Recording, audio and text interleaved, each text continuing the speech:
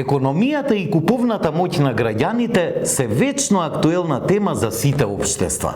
Секако оваа тема е податлива и за манипулации, за што се користат и вистински бројки, но со погрешни и несоодветни споредби.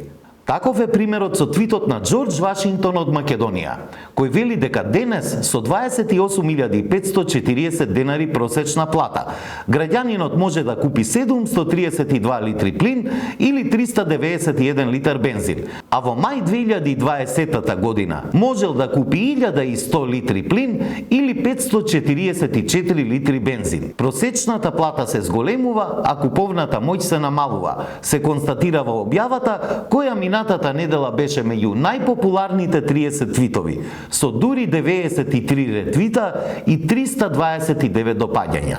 Може би изнесените бројки се точни, но споредбата е апсолутно неточна, затоа што граѓаните не купуваат само бензин или плин во месецот, туку и многу други производи. Далеку посоодветна споредба за ова е споредбата на платите со потрошувачката кошничка, а таму бројките говорат за раст на куповната моќ на граѓаните.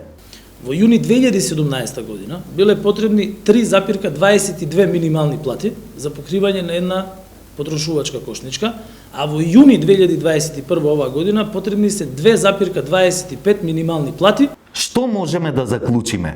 Факт е дека има раст на цените на бензините или на лебот, например, но исто така е факт дека има раст на минималната плата и просечната плата, како и на куповната моќ на граѓаните.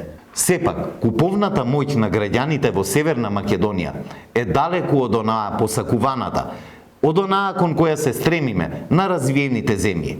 Но дали проблемите се решаваат со вакви манипулации? Секако дека не. Граѓаните треба да внимаваат со вакви статистички податоци и погрешни споредби, затоа што се користат за нивна манипулација, особено од страна на вакви анонимни профили на социјалните мрежи.